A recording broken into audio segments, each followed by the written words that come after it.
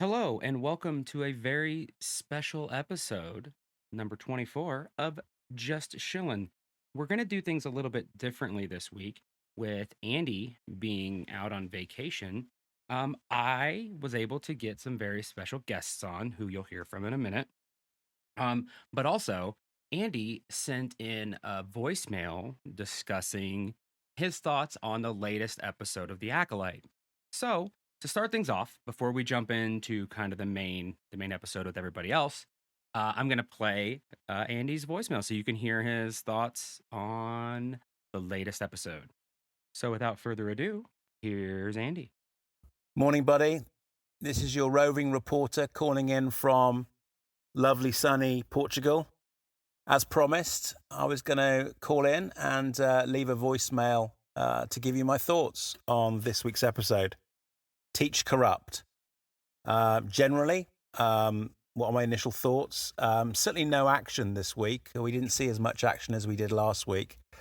But I think it was still a compelling episode in that it gave us a heck of a lot of tension and a heck of a lot of build-up that's needed for, if you like, the almighty crescendo, which will be the season finale, and certainly gave us some insight into Khmer himself and his motivations towards turning to the dark side, his hatred towards the Jedi, and indeed a little bit of background into whether he was Sith or not. And I think we can categorically now confirm that he is definitely Sith, in that he talks about the power of two, which is a very Sith-like thing to talk about or to embrace.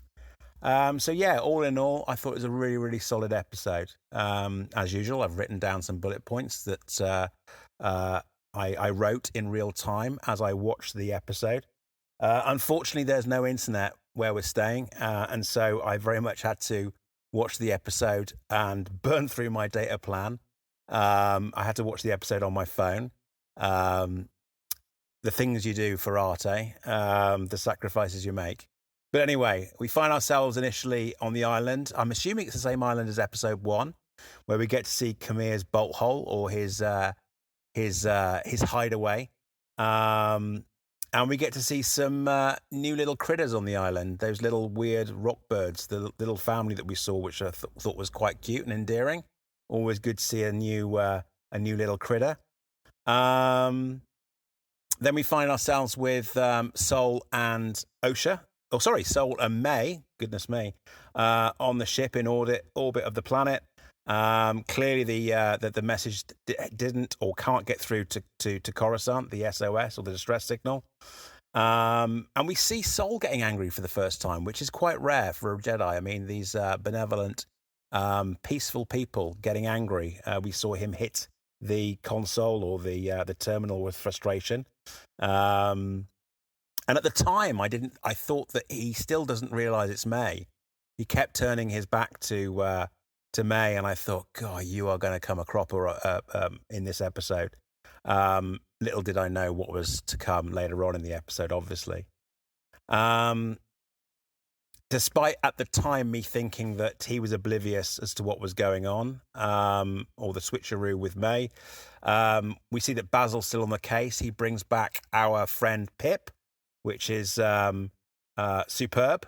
Good to see him up and running, as it were. Back to Khmer, we see some scars on his back. Interesting.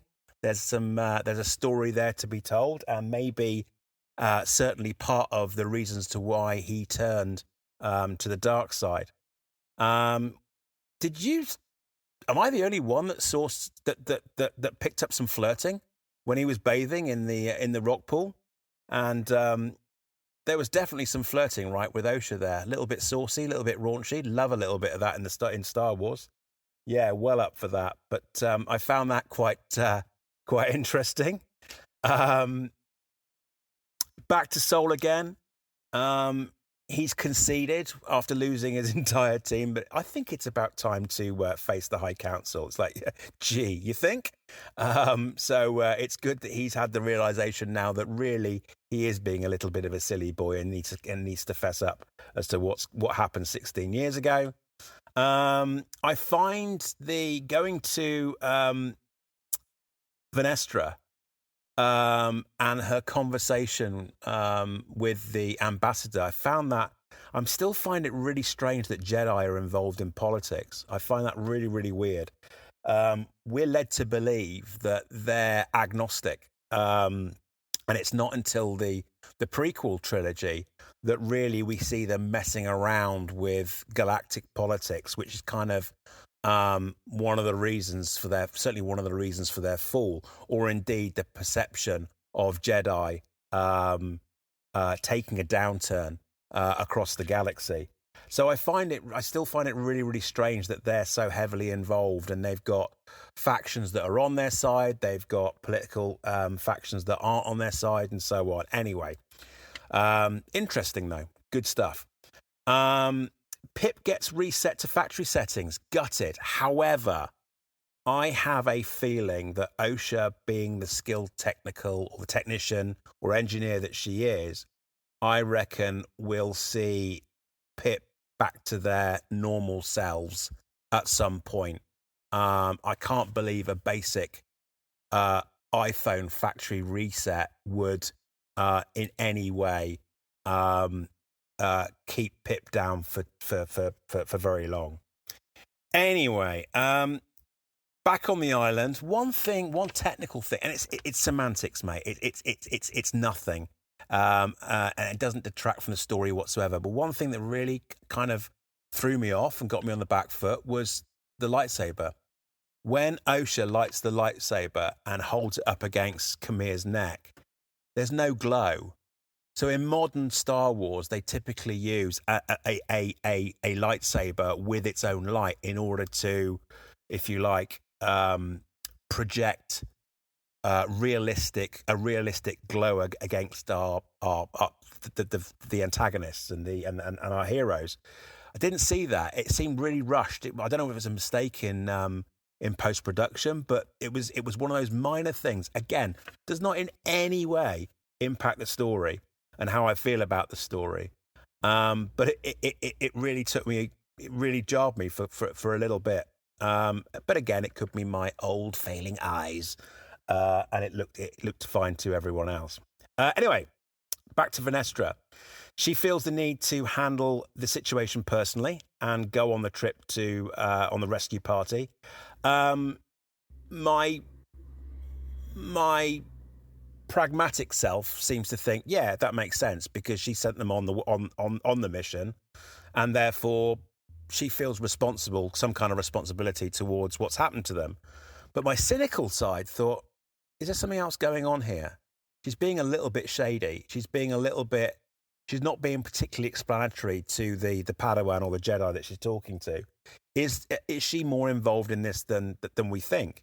Does it in any way leave me with a thought too that she may well be the big bad in any way? Not really. My opinions haven't changed since we speculated last week that I still strongly believe that the witches are going to be involved. I mean, the acting caliber of the two mothers in themselves, it seems like a waste just to have them in one episode. And certainly everything, the association, and certainly the very fact that May and Osha exist hasn't really been tied up yet. But as usual, what I love about this show, and it's again great sign of great writing, as soon as one thread is tied up nicely, another one's unraveled. It's fantastic. I love this, and that's why I find this show particularly intriguing. Anyway, moving on. I mean, what the hell happened at Brendok 16 years ago? Every time I thought we were going to get an explanation, there's an interruption.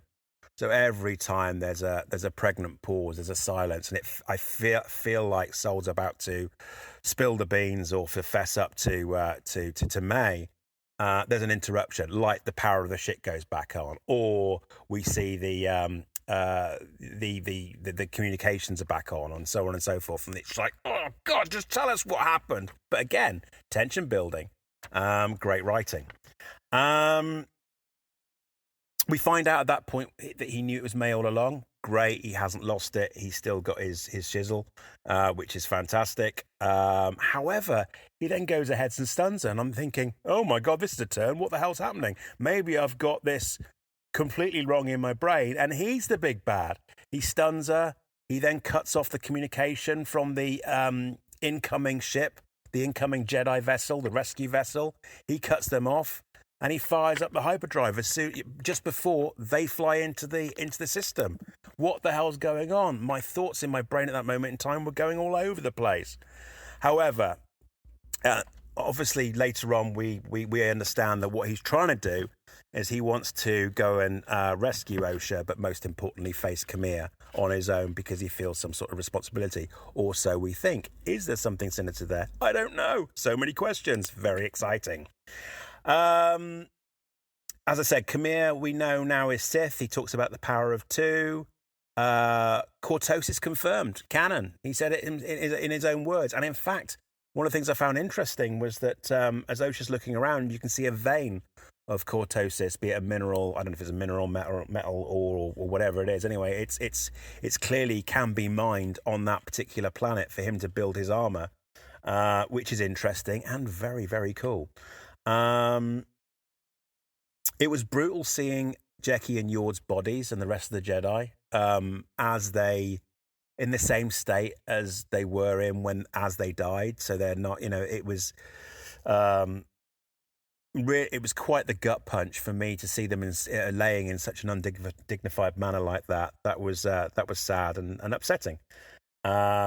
We see the light whip being used. It was everyone, well, certainly folk that are into that kind of stuff were kind of thinking, I hope they do it right. I thought they did it right. I thought it looked great. Excited to see more whip action. Interesting that the Jedi suspect Soul, or should we say the young Jedi suspected Soul. And maybe, just maybe, that may well also be what's going through Vanestra's mind at the moment. She keeps her cards to herself, which is the reason why I might think she might be a little bit dodgy. But anyway, we're not going to. Hopefully, we find out at some point what her game is. And that's pretty much it, mate. Apart from obviously the final shot of Osha being compelled to try on the helmet. Now, I don't know whether that's because she feels that, she wants to try and block out the Force and feel that sensation as to what it's like. But it seems a very, very strange thing to do. And then obviously when she puts the helmet on, the heavy breathing, big homage or big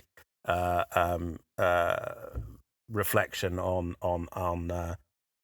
Vader himself, and a nice way to end the episode. All in all, really enjoyed it. Excited for the last 3 episodes. I will be in touch as usual. Well, I'll be in touch again this time next week. Hope you're having a great week, mate. Look after yourself. Look after the family. Give my love to Madison. All the best, buddy. Miss you lots. Take care. Bye. Thank you, Andy, for sending in the voicemail. It's a lot to chew on, and I look forward to chatting with you about it next week, or not next week, whenever you're back. It's an early morning. I'm trying to get it together. But with that, let's jump into the episode. I will let you know that we had to end pretty abruptly due to our schedules and things like that. But we will continue some of these conversations again very, very soon. So without further ado, this week's episode. Hello, and welcome to episode number 24. This week, we have a very exciting episode, and not just because Andy is not here, but because we have some special guests. Joining us once again, which is really cool, or it's kind of the opposite this time. We have Ed Bosshart and our friend Chris Hall. How's it going, guys? Hello. Hey. Happy to be here, as I always am, for the second time. Even though you still have never listened to any episode, Ed, and we're... No, I have. I've listened to Oh, you listened to one this time. One and a half all right. now. I'm being honest again. I've listened to 1.5. No. I'm about to say, because people don't forget, and it's it's where we're at these days. But yeah, Andy's not with us. He did send us, for those who are currently listening, they've probably already listened to his 13-minute long voicemail that I'm going to bolt on to the front of this episode. But I didn't want to subject these guys to it. Thank you. Since we're Thank since we're always on a limited schedule here, and let's just get things moving. So, Chris, how's your what's new with you, man? How's the week been going?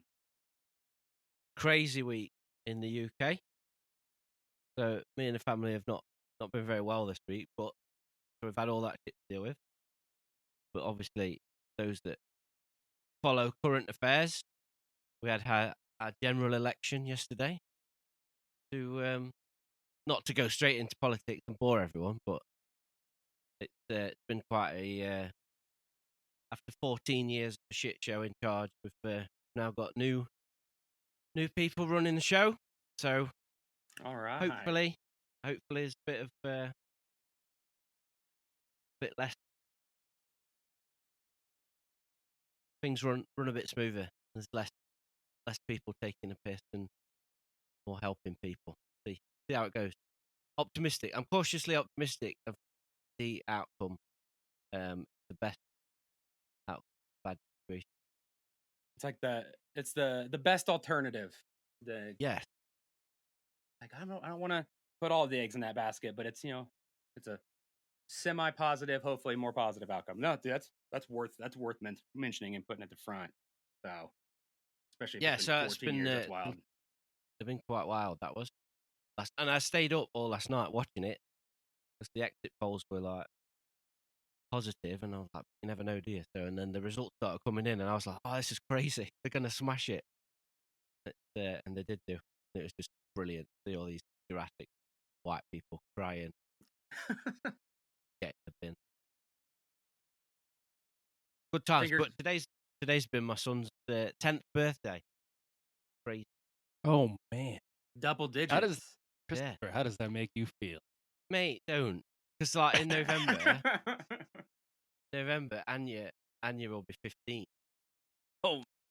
And she said to me yesterday, she's like, Dad, the next time there's a general election, I'll be able to vote. I'm like, Ooh. what? Oh. That's awesome. So I'm like, oh, yeah. And all the other things that come with that age. Yeah. Yes. I think every day my kids say something to me, and I feel like the guy at the end of Last Crusade when he drinks that wrong cup. Ages in seconds.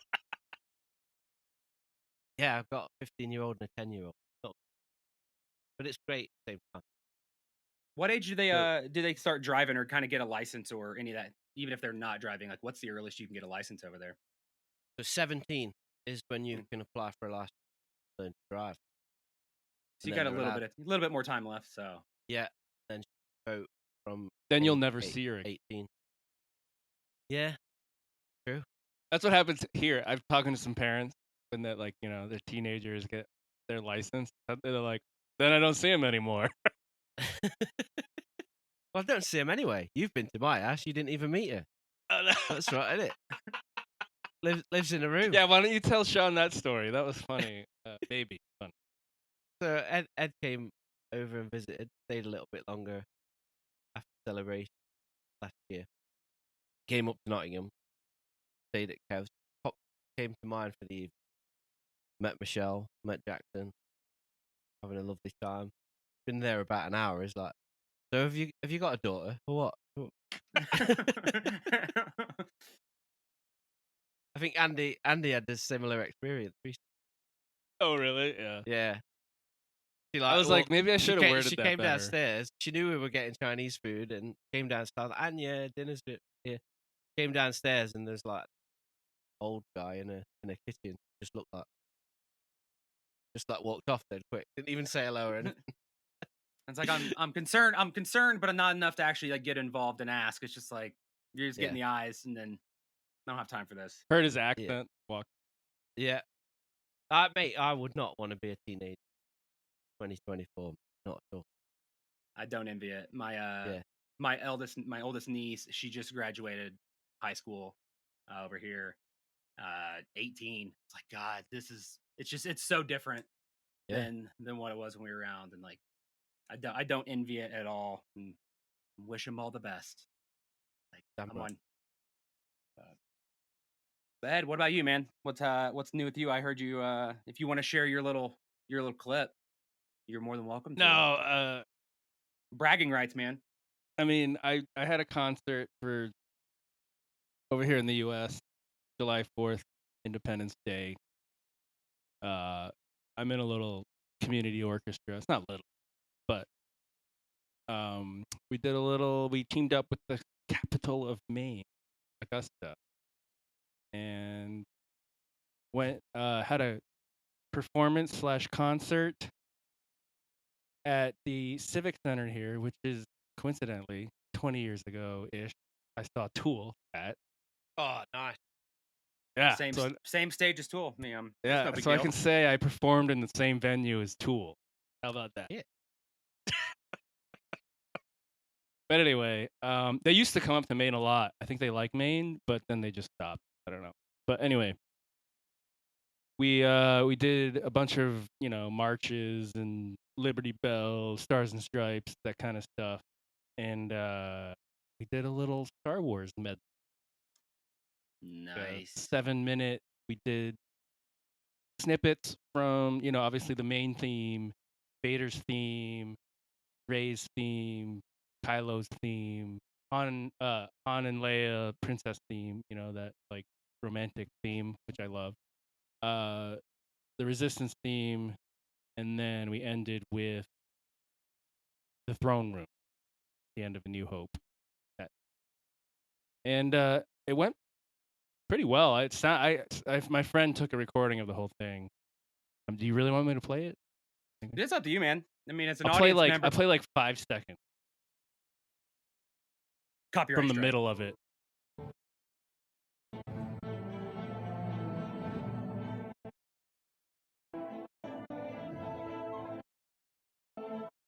It's Rey's theme. Yeah. I don't know if that came through well. Yeah, not, like considering that's a phone recording, I assume coming Yeah. through over the internet from your microphone, it still sounded pretty freaking awesome. Yeah, normally it's just it's surreal when you're like a fan like us, but you're also sitting there playing it. Like it's hard to not just sit back and like enjoy it. But yeah, it's also playing it. It's the most advanced John Williams I've ever like. I've played Indiana Jones in high school.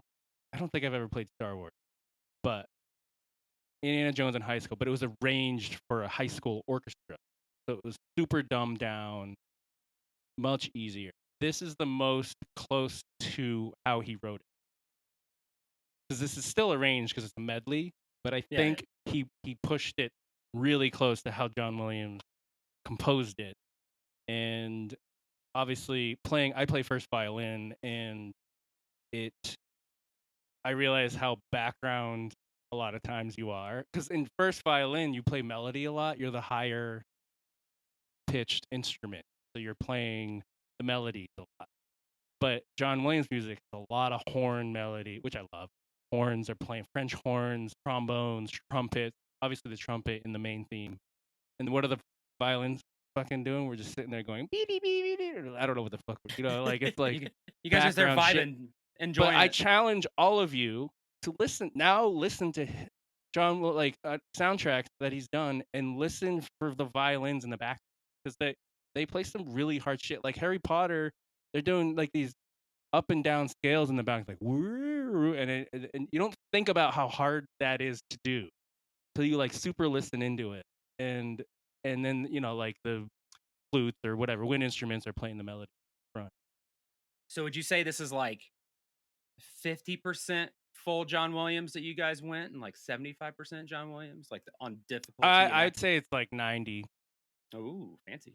It was hard. Yeah, it's difficult. His shit's difficult, but he's mindful of the instrument. Like I play some composers, and they're like, figure it out.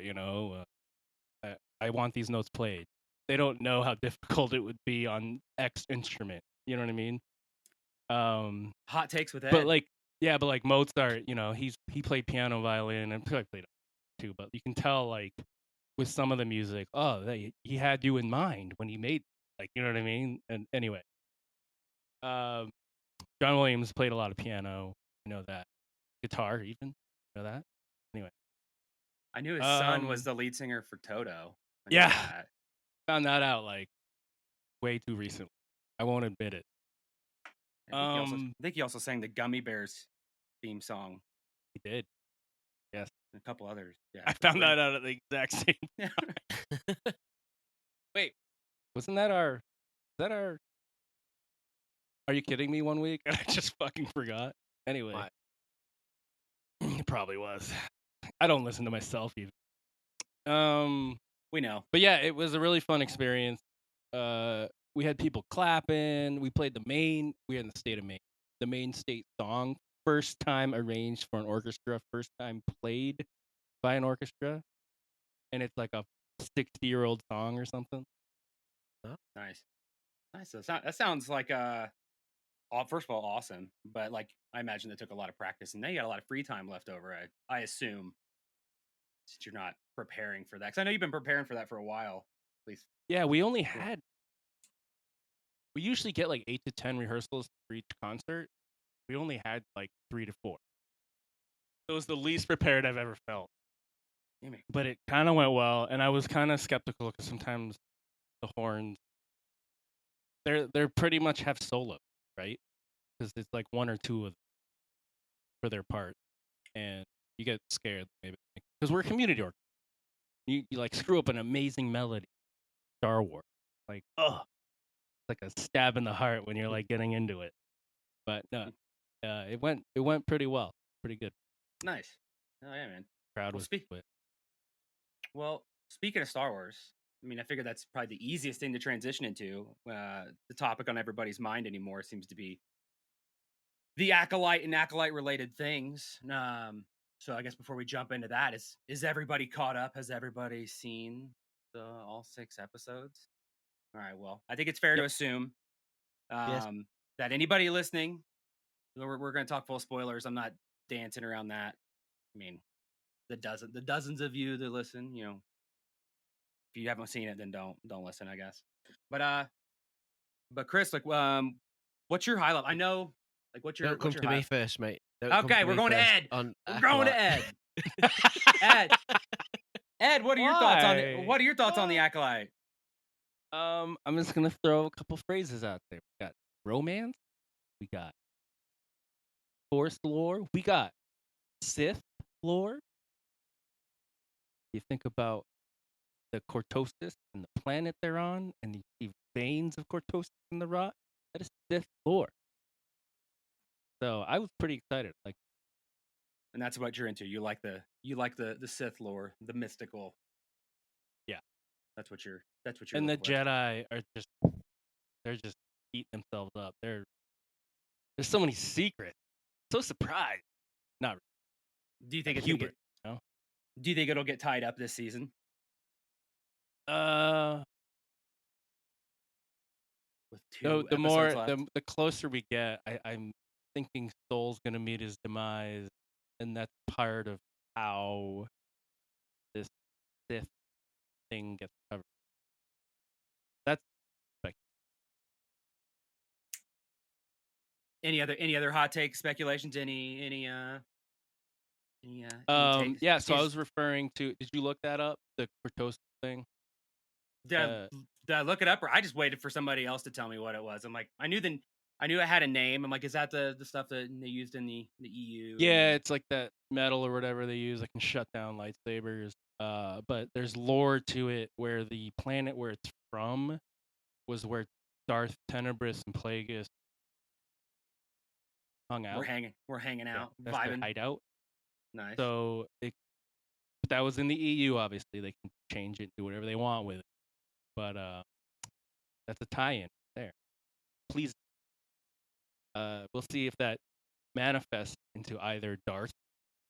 But it does show that Khmer is mostly Sith or somewhat Sith. I'm not still fully convinced he's Sith, but I thinking he is. I mean, he's definitely a former Jedi. After that.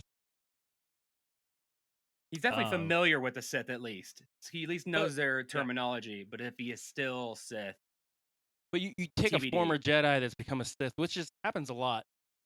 I don't think, but Palpatine was a Jedi. So, but anyway, it's a way for the Jedi to hide it, right? Oh, it's just a fallen Jedi, not a Sith. Yeah. So the just Sith still have not been seen for millennia. We defeated them. This is just a fallen Jedi. They're the actual baddies. These are just people who are confused about what they want out of life. They're not No really, big deal. Move not a big on. deal. Carry on.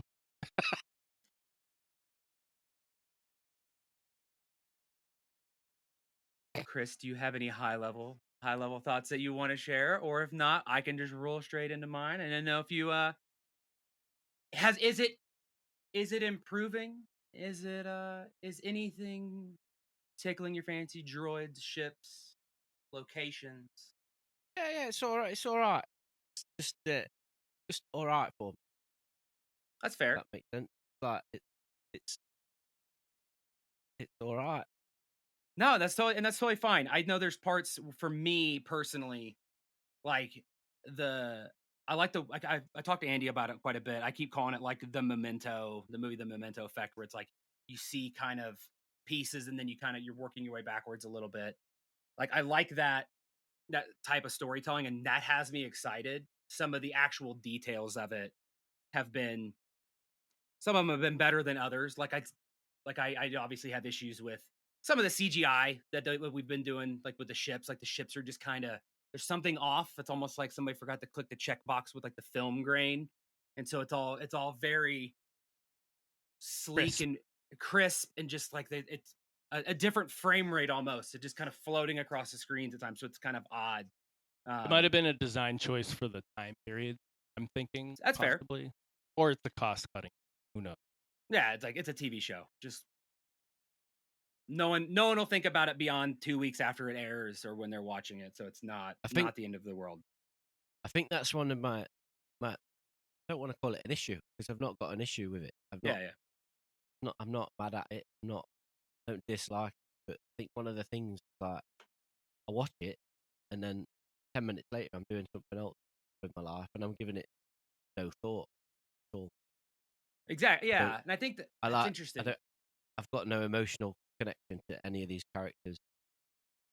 And I think that's fair, because I think I felt that differently at like a per episode basis. So like this last one was episode 6, Teach Corrupt. Like I watched it and then I just went and was doing something else. Like I wasn't talking to my friends about it. I mean, maybe it's because episode 5 was such a peak and valley on both sides. And so I'm just like, man, I'm just worn out from that.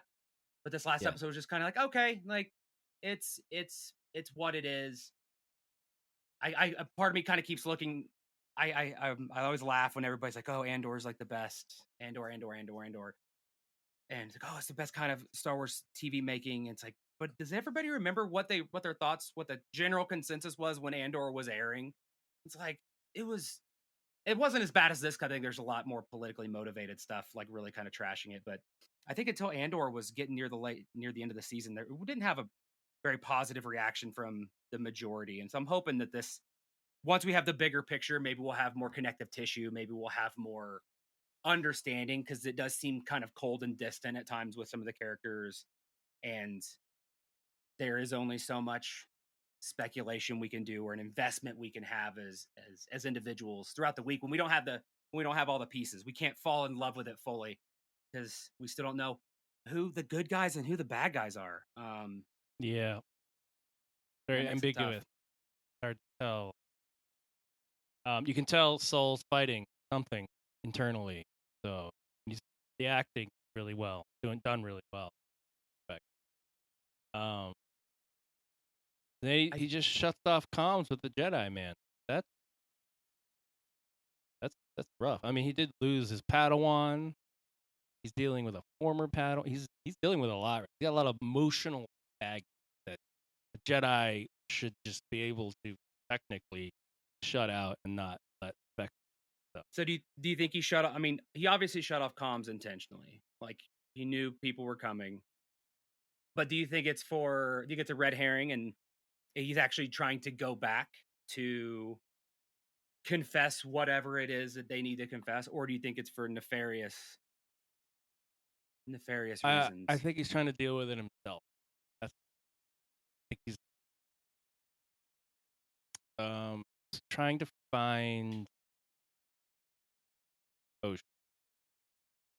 he has some weird. Have you noticed this? The connection with OSHA and him. He's like almost like loves her creepily. All right. I kind of always took it as like a guilt-ridden second parent. But it started before they even like talked. Did you notice that? Like when he's like pulled out the lightsaber, touched this stuff. It was like, okay, that's kind of creepy. Like, what are you doing? For Chimere? I thought you were talking about Soul. No, I'm talking about Soul. I'm talking about Soul. He's when he's like spying on her, and then the Jedi go in, interrupt the fucking chanting, and then and he's just super into OSHA / May kind of. But it just seems, and then present day, he seems super into her, like too much, so much so, like it's too much for a Jedi to be super into somebody like that. It's like you're not claiming special interest, but you got like a special interest vibe. Yeah, yeah, it's a little creepy to me, but I'm kind of interested to see what the background is to that and why he's like that, and if they answer those questions. A part of me wonders if that's related to the fact that I can't remember the actor's name, but since like English isn't his first language, so maybe some of the nuance, because I've noticed it in some other parts of the acting, it's like the inflection is in interesting spots, and so it kind of makes it's like, oh yeah, he definitely does not. So I know some people are like, oh, I'm really happy he learned English. It's like, I don't think he did. I don't think he learned it. I think they just, here's the way you say it in the points of inflection. And there's times where it's like, ooh, that's an interesting hop in the syllables. But I wonder if some of it's maybe that mixed with this like intrigue. I do think there's something. So like last week, I kind of ties to my theories from like last week of I cannot let go of the witches and like their involvement in this somehow, because if not, it just seems throwaway. Like, why did they need to be witches if they're just really two force sensitive kids? And so I wonder, like, I keep having this kind of this feeling that they've been this group of Jedi were going around doing things, and there was maybe already guilt and uncertainty there, and Soul maybe just found some, like, was seeing something in them as kids, because maybe they've been not the best space police and didn't want these two to get caught up in it. But I don't know. But then all that stuff last week throws a wrench in it. It seems like he's dealing with some moral issues. Yeah, I mentioned that maybe there was some future visions that someone saw, and they're trying to prevent it. That Jedi group or whatever. And I still think like we're missing, like when we talk, we should really be heavily weighing on that Jedi killed them for what they did. He drank poison, died. And did not hesitate. Did not even hesitate. It wasn't even a conversation. It was just... That is huge.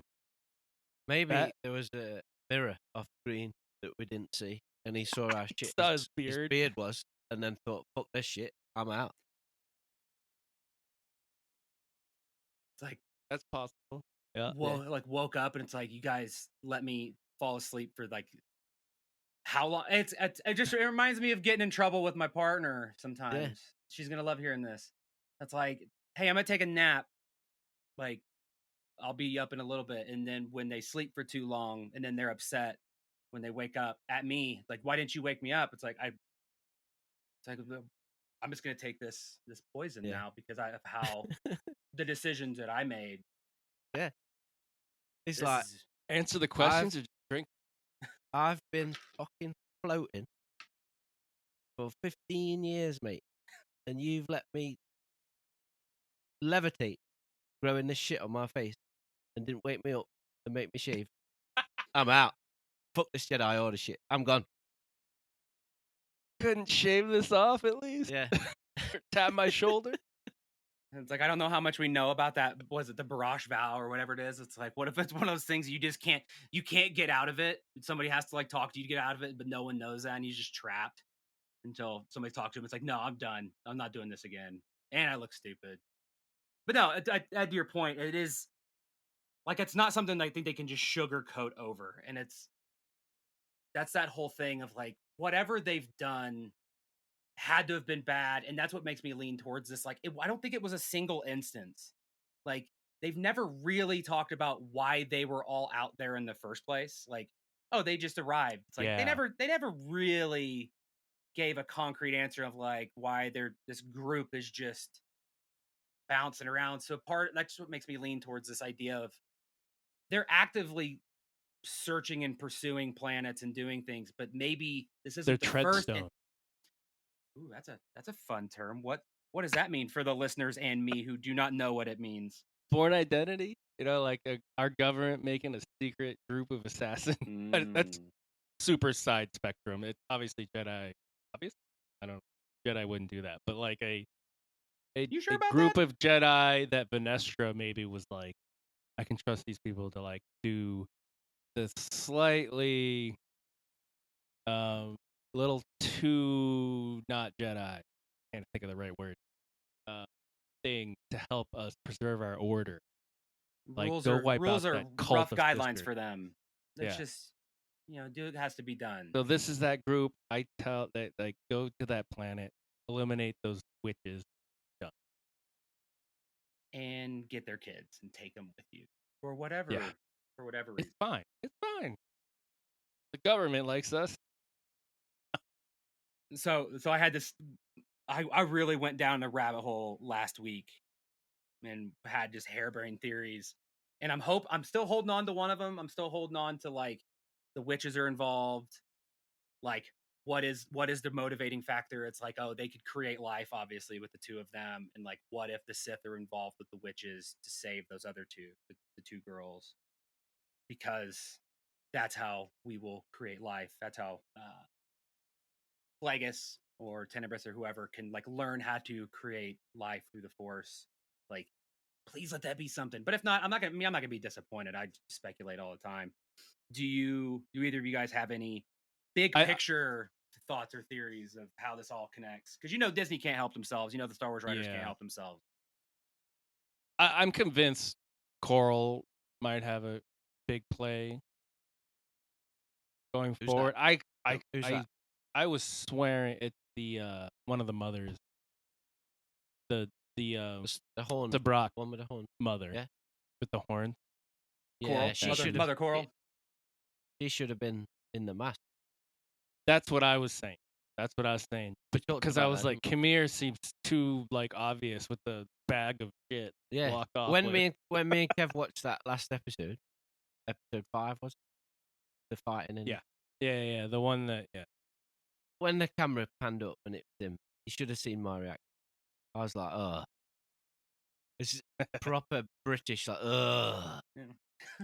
But then Really? I read something where like Headland and whatever, they were like talking about how they were expecting us to know him, but that's not what we should be liking the show about. And I was like, okay. It should be like the other stuff, like what is Soul's motivate, like that kind of stuff. Like not like, what did the Jedi do that got him into this entire pickle in the first place? What is the connection with the two, Osha and May? And then like I think Kymir's like really like the flavor of the week villain. They made him fight and ridiculous, like the incredible. He's a great actor too. Oh yeah, I love Manny Jacinto's fantastic. Making us all look bad, honestly, if I'm completely honest. Like, especially walking out of that water there. They got some butt cheek though. You know what I mean? It's about time, Disney. Come on, Disney. I might be a bit more invested, mate. If that happened. I was ready for it. I'm like, I am here for the internet and social media to have this complete and utter meltdown that would happen if we got just even butt cheek or just a I mean, hint, May hint of looked dong. down. Did she? She looked down. Oh, Right? Oh, it was heavily implied. Like there was no. Yeah. he was I think that's checking a his weight first, out. man. Right? The first for Star Wars. I guess the Like first at least an implication to, you know, like private. Andor had area. some spiciness in there, but nothing as literal as like, don't mind me just walking Yeah. out of the water. Yeah. Unless you're gonna join me, Unless you're gonna I'm hop gonna in get too. out. Like it's like what? He got changed really quick though, didn't he? Like all Yeah. I saw him do was put a shirt on, and he walked off, and he got trousers, boots on, everything. Just slipped They it all must have on. cut it. They must have cut that part out. Yeah. It doesn't have the same dramatic effect when you see somebody like sitting on a rock, just slipping their boots on, and Yeah. it's like, you don't want to watch a 45-minute drying off scene. I see what Chris wanted to see in this episode. It like would have been way better if I just I'm all saw him about put it. his pants and Yeah. shoes on. It's like a little Basic Instinct. It's like, Yeah. what are we doing? Are we gonna keep swimming? Are we gonna go have some stew? What are we doing here?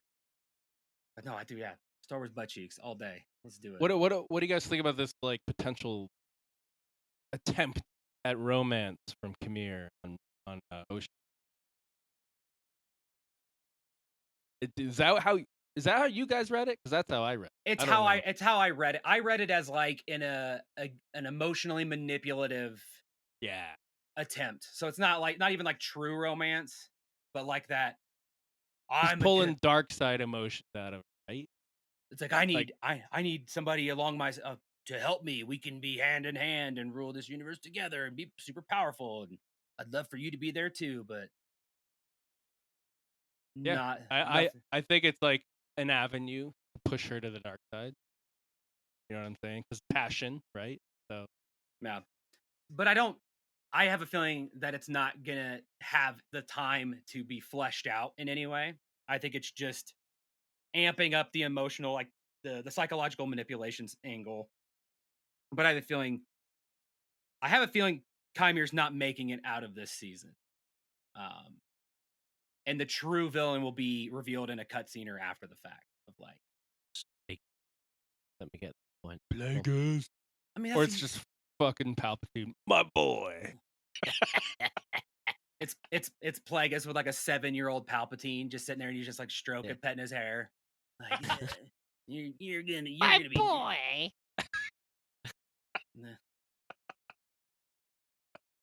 Weird. Yeah, you just pictured a 7-year-old Palpatine saying, "My boy." You're welcome. I'm gonna need a minute after that one.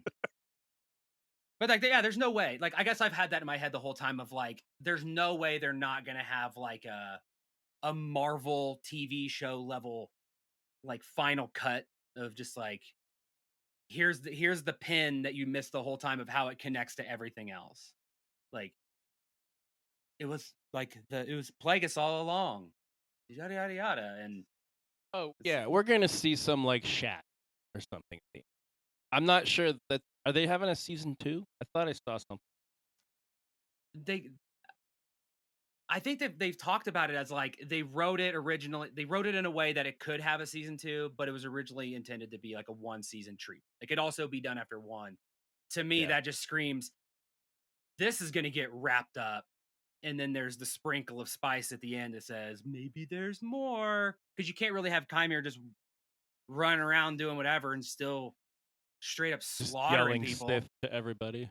Yeah. And it's like, so there's going to be Kitty would get pissed off about that. Yeah, so it's just like, okay, what bodies are left to hit the ground, and what happened on Brendock, and then how do people naively or intentionally just brush this under the rug like modern day politics or business to make it go away? Like, that's to me what the 2 episodes are going to be. Any other major takeaways? Is Saul the bad guy? What's going to happen in May? What about Osha? Who's the actual acolyte? Is it May or Osha or somebody else? Any other major takeaways from the group? I mean, you said it all there. all the questions. Who's this? Uh, If this guy used to be a Jedi, who do we think? Master. Yeah. I think I saw a hot It's got to take be that green somewhere. chick, hasn't it? It's got to be a Yeah, I older. saw that. I saw that as a hot take that it was That Venestra's scar on his Padawan. back, mate. That's that whip in it. Yeah, because it can't be anybody who was originally on that planet before, who's part of the group, because they all would have recognized him, been like, "Hey, Soul, isn't that your like Yeah. former Padawan?" That's like, "Oh shit, it was. Look at him. What's he doing? How's he involved?" So it's got to be somebody who's detached and older, like Venestra. She was. And Kamir looks pretty young though, but the dark side is mighty powerful. She was pretty adamant, going sort that shit out herself. With the whole And they even something made to that balance the crap. scales or tip the scales. Yeah. Yeah, there was that crap. True. Oh, but you get airsick, madam. Like, what? What are you talking about? You That- don't like it's space space. travel? Yeah. You don't like space travel? She's like, oh, I'll be fine. I'll get through it. That felt like a Right. weird, like, "Hey, did you guys read the books? Oh, you read the books. You understand what that whole line was about." Because to me, apparently I haven't read that one. I was like, what was the point of that? Yeah. Like, it's like, I'm a Jedi master. It's like, we don't need to be talking about my car sick, my spaceship sickness, and my motion sickness. Like, I'm going. It's like, Yeah. you got it. Do you want your special medicine to come with us, or what are we doing? Well, it also probably shows you he hasn't left Coruscant in a very long time, which can possibly not bode well, like less experience in combat or whatever. Out. I mean, she clearly did fine with the bug, and I mean, True. not that the bug was a huge threat, but it's like they showed not a fan of the bugs. I love that. That was awesome. Why? Whip going Why back. are they there? That's cool. What is it? What? Like the one that Sol chopped in half and with like dramatic. What did he say after he did it, or when he was about to do it? He said like his most dramatic acting was after he chopped that bug up, and I was like, Like they put a lot of effort into that comment, that statement. It's like, you really got to make this one land home. Yeah. But yeah, it's all right. Good. It's all good. It's all right. 2 more episodes to figure it out and see where everything lands. So, and then we can save judgment for the end, and then if it was our cup of tea, then who cares? Who are those people? Keep seeing them people like every time someone lands on that forest planet. I want that show. They're just there, man. They're Who like are those locals. guys? Just like, but they're chilling. not locals because they just Give me that show. Just like, it's not a market. It's almost like a spaceport that everybody keeps landing on, and it's the same people working at the same like open air workbenches. Yeah, I don't understand. I think that. I've just figured out that what I like about Star Wars is not essentially Force Law and Jedis and Which is what I like. Yeah. all this shit that we're seeing. It's like weird creatures and stuff like that. Oh, what'd you think of the little elephant creature? Mate, Pretty cool. fucking brilliant. Yeah, I don't like that squirt, that otter thing. He's a bit rubbish. Basil, sniffing yeah, he everything, kind of walks funny. Yeah. But those, mate, they're like little ball sack things. They're great. They are. Yeah, I'm gonna make one of them. I'm gonna craft one of them. Oh, nice. I already forgot they were called, but like the little family, how they have the little mate, rocks. they were brilliant. Yeah, that sounds like. I thought, when they first, I thought that was, I thought it was gonna be, I'm shit and remembering all these names and stuff. But when she walked out, I thought it was gonna be Act 2, and I was just waiting for some porgs, like, and then because I was kind of interested for a minute. I was like, oh, here we go, this is it. What they're doing on Act 2, and then it said unknown planet. I was like, oh, all right, get back to them guys on the. They're like, don't even think it's Octo. Yeah. Just like, it's unknown. Just, it looks really similar, but don't even go down that path. We're just gonna explicitly tell you we don't know what it is. Unknown planet. Get back to them guys that on them crates playing cards that just grunt at everyone. They're great. Do you think every time the Jedi have stood? This happened twice now. Every time the Jedi have stood on that cliff looking into the forest, all I hear is Fangorn Forest. What madness drove them in there? Yes, it just reminds me, and that brings me back to those people who are out there working.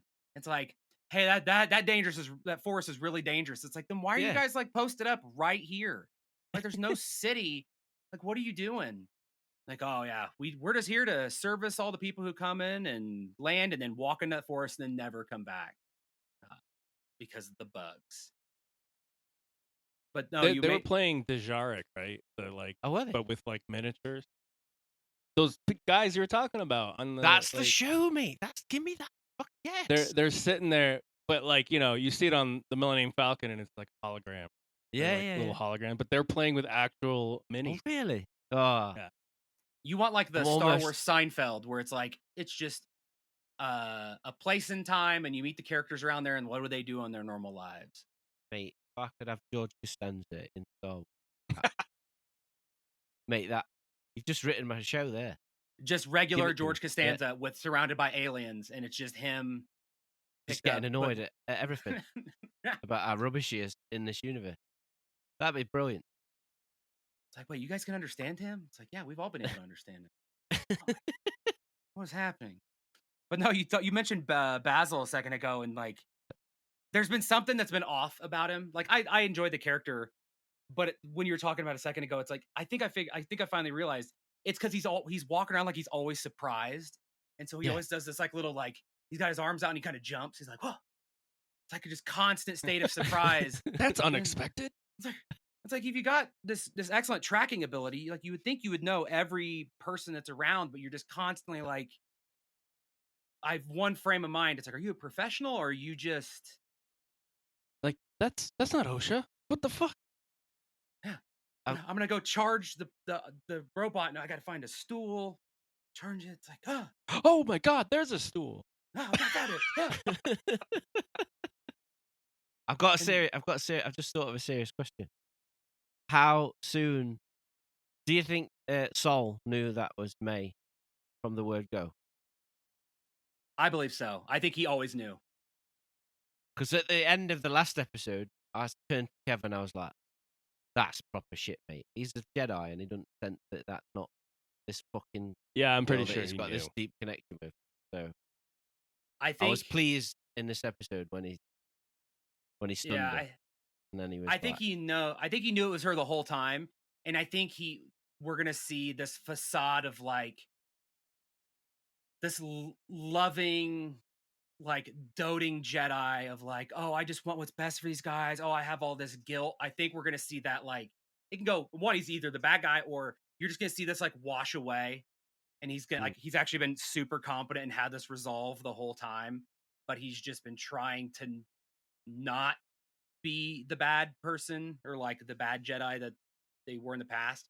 And it's like he knew it was May the whole time. He's just like, all right, I can't keep doing this like wishy-washy thing. That's not working anymore. Yeah, and I think he's using it to his advantage to try and get info, maybe, or just sense her emotions, what her point is, like what she's trying to do. Because you know he's willing to do that kind of stuff, even as friggin' lies to them during their test. Yeah, that's correct. Nailed it. You got it. Like, you know what I mean? So I don't know. It's like me interviewing. Like I used to interview people for jobs a lot, and there's times where it's like, how is this the answer? It's like, yep, that's it. Sure. Yep. Nailed it. You hired. You got it. You start tomorrow. But it's fantastic. But okay, so like there's 2 episodes left. What do you think is left? Do you think next week we're gonna get answers about Brendock? Or do you think we're gonna have to wait till the I end? think we're gonna need more flashback, right? More Indara, hopefully. That'd be so funny if we never got any more Carrie Ann Moss. It's like, nope. I think we'll get more flashback. I feel it. So next week's the flashback, and then the last week is the unraveling. I do wonder if they can do like a mixed flashback with present kind of episode instead of like full episode. I mean, they may have to, because like there's not really anything. There's no conflict at the moment. Like Soul's off, he's gone. The other 2 are on the island. I think he sees that as an opportunity to get at May, get some more info, maybe reconnect with her. Like, hey, remember that repair time we were on that relationship. bridge and everything was on fire? That was cool, wasn't it? Right? Like we had a reason for that. Yeah, I'm sorry I killed everybody you knew. If you don't tell us soon, though, come on. This season can't. They've teased that twice. Tell you that. All right, mate. Oh Tell yeah, her. yeah. And then Well, the yeah, lights that- turned off. Like, oh shit. To be brutally honest, I will say that if they if they don't give us any answers and they're like, it's a season 2, I'll be pissed. Like, Yeah. because we've been hearing this, like, oh, it was written as a 1 season thing, maybe a season 2 the whole time. But if it's like, yeah, it's not a complete story, or like mostly even like, if they don't button this up and they say, haha, just kidding, see you in the spring of 2026, I'm gonna be like, no, not cool. That was not worth it. No thanks. Yeah, I mean, who knows? Maybe we'll suddenly get shown some weird political pressure that was happening with the Jedi, and they had to make a decision. I don't know. Maybe those witches were a threat somehow to the Republic. No, or the Jedi, and like Venestra was really worried. I don't know, and she ordered them to do things that they didn't want to do. Who knows? I don't know. We'll have to. I It's guess we all go a recipe for yeah. any of that. Yeah. It's like it can go a million different ways, but I guess we'll just have to wait and see, because otherwise we're just pissing in the wind. I just hope it's not like super like expect. I want something to they just be quickly super... tie it all together, and it's like it's exactly just this kind of. I want something to be surprising, because the Khmer thing, I was like, really? Okay, well, okay, but something else should surprise me, right? It's like a mystery theory, like surprise. Like have a twist and more epic battles, and then just a lot of people just going by the wayside, like, and it's just Oh like yeah, a double TKO, like they both like hit each other with the sword, then they're both dead, and it's like, that's it. Yeah. All right. Everybody that knew about it is dead. I want to Hey, say my daughters saw this with me, and this is they're caught up, but I haven't talked for like 2 episodes. The episode before this, where everybody dies, like Jackie and everything, they hated that. The one everyone liked. They were like, everybody dies. I don't understand. I don't like this. This is the least favorite episode. And then their favorite episode is the one with the dancing and the singing and chanting, whatever. I mean, I'll be honest. I didn't jump up and down and go woohoo when Jackie got taken out. Oh yeah, no. But like story wise, I thought it was very powerful. Yeah, and it's like, but I am like, hell yeah, Star Wars. I like the commitment. Like, just you went there and you did it, and and then this episode where they showed him still laying there. It's like, oh yeah, they committed. They heard the feedback of anybody can come back at all times. Yada yada. It's like, no, they're still there. The bugs haven't gotten to them yet, but they're still hanging out. Yep. But anyways, if you guys don't have any more parting words about the Acolyte, we can talk a little bit about I know Andy was very excited to go on vacation and to leave us all alone because he doesn't want to talk about modeling or hobby stuff. So this would be a great opportunity to jump into some of that for people who are interested and share. By modeling, you mean like runway miniatures? Modeling. Runway model. Yeah, yes. Yeah, like fashion. Yes. What is? Have you ever walked on the catwalk yourself, or is it just a dream that we all share? It's a dream. I know. No, I'll never make it. But we can dream. Oh man, I'm not currently working on anything. I know Chris is, and I'm excited to hear about it. But I still have all the Imperial Assault stuff I have to paint, and I'm getting closer to doing it. It's just that side of my brain, the art side, is taken up by music currently. So, but there is a hiatus in music that's going to happen over the next couple of months. So I think I'll be able to get back. Well, I think that's the thing. It's like for me too. I don't know if this is like the ADHD cycle for myself or whatever, but it's like it definitely ebbs and flows of like I'm currently very interested or I'm not, and it's like I can't even look at them. I think I'm re-entering my fascination. Things have kind of calmed down and it's like, all right, you kind of start to see them. I have a bunch of them that are like built, but I need to paint them because for some reason I see that like priming lift just being insurmountable. It's like, oh my God, I'll have to get the airbrush out. And it's just, I can't The whole paint process. him. That's a whole process. So that's why like I have like a Star Destroyer sitting here. He's been primed. I got an X-Wing there. That's not I that know, and anything like done. priming should get you to like follow through like it Oh. used to for me, but now they're primed instead of Do you get the guilt as well when you see them like sat yeah, there? oh yeah, every time. Another week of your life passes. You're like, got spare hours. That's all I get. I have is the guilt. There's certain projects on the go, and I'll come into my office and I'll purposely like try not to make eye contact with them because I know the feeling it's gonna give me inside. Well, I'll take the ones that I've built and I'll put them up high on shelves. I'm like, they look kind of done up there, but then I'm honest with myself. It's like, oh my God, that one's not painted. That's not painted. I've started, so I finally finished that turtle, and I've started building a B-wing. Not very much. It's just a cockpit right now. There's all it there. It's like, then it just kind of got stuck in my head. I'm like, dude, I have all these others that aren't finished. I really need to start painting them. So that's why I got them all out, and I'm like, I'm facing it. I feel like I'm step 2 of the program of like, all right, face the problems that TIE Advanced, that speeder bike, this X-Wing, this freaking Star Destroyer. I got to get them done so that I can move on to the next thing, so I can build the giant Millennium Falcon or this Volkswagen bus. Oh damn. Or any of the other crap inside this cabinet that's behind me. It's like, but so to answer your question, yes, I get the guilt. That's usually all I have when I see them. It's like, it's not even about what I've done. It's about what I haven't done and what's still left. That's what's crazy about it. So maybe that's a takeaway for people. It's like, if you're not into modeling yet and you're interested, just don't. Just don't. Well, just know that it comes and goes, ebbs and flows. Yeah. You can't beat yourself up about it too much, because there are times like you'll get the itch, at least for me, and it's like, and then I'll finish one and it's like, it's the greatest feeling in the world. And it's like, but then it's like, I have no interest in touching any of them ever again. But I did.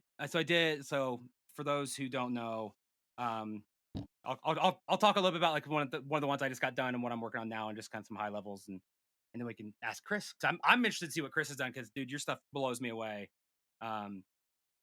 So one of the things that I got done recently was I 3D printed a Teenage Mutant Ninja Turtle. I've never 3D printed anything before. I was like, oh, let's try doing the whole resin kits. Normally I do like Bandai kits that are like polystyrene and things like that, where it's just different.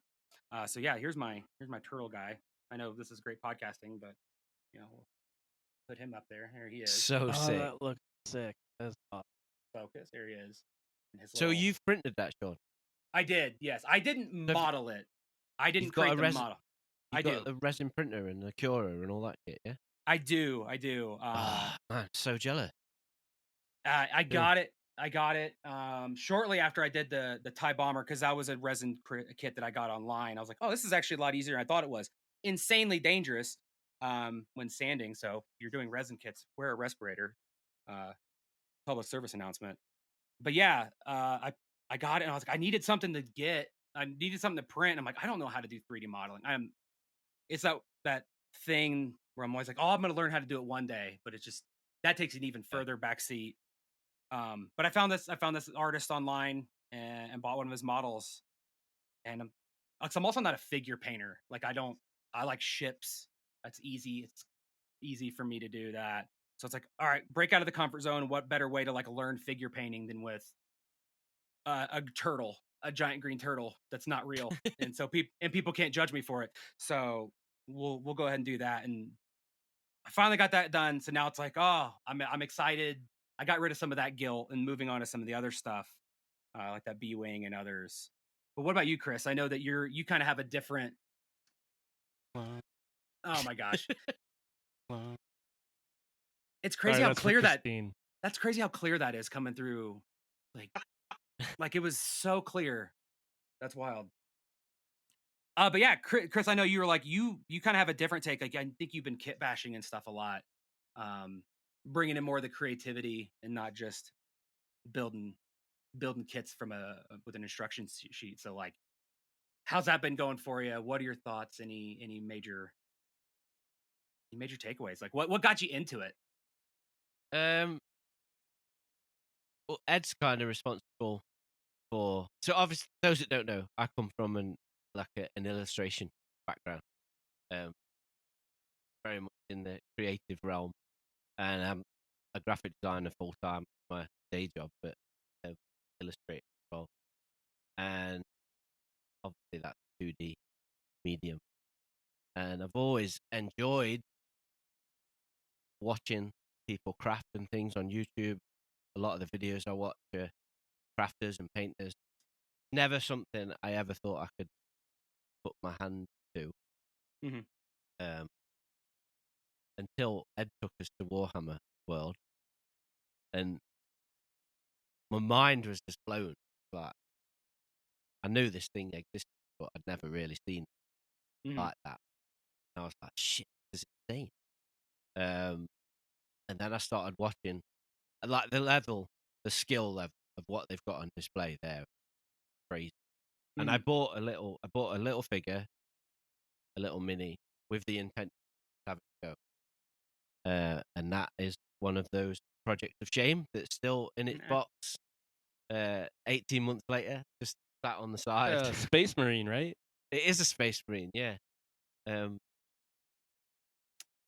That's what But we yeah, test. That's what we test new techniques on. We're like, yeah. oh, let's see what this color looks like on that little statue. It's like, oh, I've always there's this thing I love being creative. And I love drawing, expressing myself through that medium. But I'm always find this with a lot of creative people. There's always that like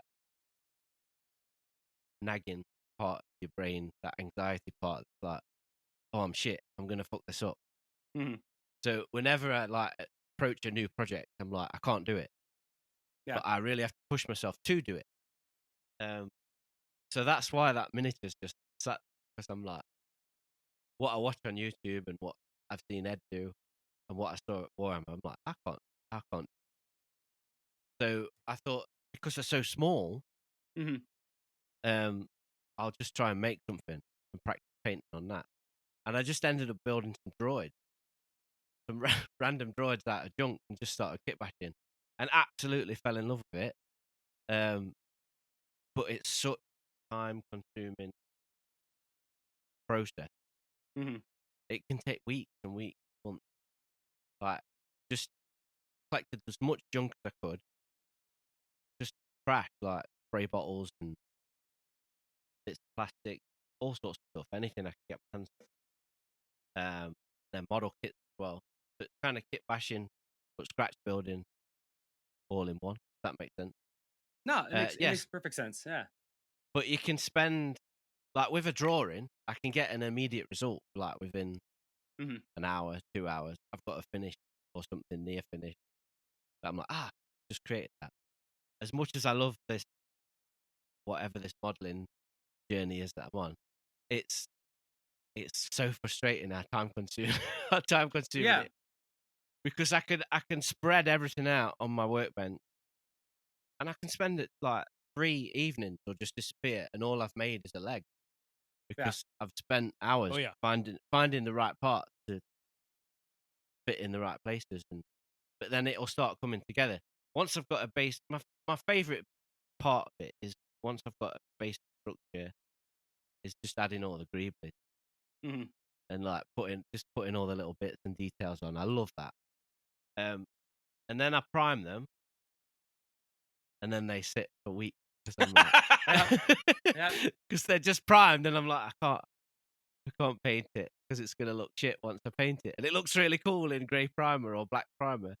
Dude, I resonate with that so much. I resonate with that your point of like, it is, because for me, like I used to do 2D like way long time ago, but then I went digital, and yeah, now I sit at a computer all day. I can do digital stuff, like, and I know the process, and I'm comfortable with it, and I'm confident with it. But this, I'm not a painter. it is all every time I do it, it's new, and it's like you can't take it back, or you can, but I Yeah. feels like I can't. So I'm like, I'm just gonna prime it. And it's like, okay, now like I finally need to like make a decision of like, what is the process? What's the next step? What do I need to tape off? Am I doing it wrong? Am I doing it the wrong order? Did I give it? I can sit there and justify all day long, and be like, well, I need to let that primer sit a little bit longer Yeah. because I don't want if I'm because it's lacquer and I want Totally. to fully cure so I can put then paint on, because otherwise I've made mistakes in the past. But so it's, to me, the biggest part of modeling for me is like that uncertainty, but then it's also time consuming because I'm constantly going round and round of like, what is the next step, and making sure I have that order of operations correct, because some of it you can't take back. Like if I glue stuff together, then I can't take it apart to paint it easier, and then I have to mask. And there's nothing I hate more than masking. And so it's like, what is the optimal way to do this? Because I definitely don't want to redo it, because then I'll just throw it in a drawer. Yeah, it's such a learning. I'm finding it's all such a learning curve. So I've got to really just trust in the process. Mm, And if I fuck up, I fuck up. Like yeah. I've got three droids on the go at the minute, and I built them like a month ago. They got primed. I built them, and then they sat on the side. Like, are they ready? Do I need to add more? There's Yeah. that as well. When do I stop sticking shit to it? When is it finished? So there's that part of it, and then it's like, right, I'll prime it, and then they sit on the side for another 2 weeks. And then it's like I'll start painting, and I've got three on the. Like, it's another thing. Why have I got three? Why am I making three at the same time and trying to paint three at the same time, as well It's as just, another million projects I've got going on? well, But because yeah, sometimes you just want to build, and sometimes you just want to paint. yeah, And it's like, well, I just want to build. Like right now, I just want to build. I'm like, I don't want to paint any of this crap. I just want to build them. And yeah. then I have 35 of them sitting around, and it's like, God, I really need that like painting itch to come back so I can. I very What's much what? enjoy the building process more than the paint process. Mm, But I'm the, the other way the around. the ones I have completed and finished, the the buzz I've got from the finish, like, oh damn, that I made that. That's actually all right. Okay. Um, it's like you and I black find, out, then you yeah, finish it, and then it's like, well, dang, that actually looks pretty damn good. yeah, Like, what happened? I could have done that a year ago. yes, yeah, But you built your stuff from scratch, so you feel more accomplishment from building than like yeah, I do, true, where yeah. I'm following like the rest. But yeah, Matt, try like building an army and painting Same thing over and 72 over. of the No, same mate, thing. no. It never Well, I happened. don't. They're organic, like the things you paint as well. A lot of them are organic Yeah. beings. Like, I bet you find this, John, with chip, the same as I find with a robot. If I fuck up, it's easy to like hide that, or I can just turn that into a bit of rust, or I can turn that into a bit like battle damage. Oh yeah, But if you're because what painting like Ed, weathering is my favorite part. That's my some favorite of those part. creatures, mate, you paint, You can kind of think the same that's thing. got to be I kind of thought the opposite as you. I thought it was harder to do like a cleaner vehicle. Like yeah, yeah, in Warhammer Imperium, all this shit's really clean. yeah. Like No, if you go chaos, then you it's can do got to what be you're saying. dirty. You can add battle damage shit. But like the organic stuff, I felt was easier because you could fumble with some of your mistakes, and it, kind of like smooth them Yeah, out a little, and it's not bad. But See, but yeah, I don't know how to smooth things out without sanding away the details. Like that's something I still am completely incapable of doing. And so it's, I need that Star Wars aesthetic. Like I could never build like the Starship Enterprise or like a chrome World War II too airplane. It's like clean. that. It's too clean, because it's not that I don't enjoy it. When I see people who built those, I'm like, the most respect in the world. I don't know how you did it.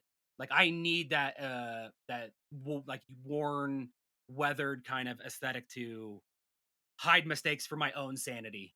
Like it's, Yeah, because yes, that I bit like the as aesthetic, well. but it's also like I can hide my flaws in here.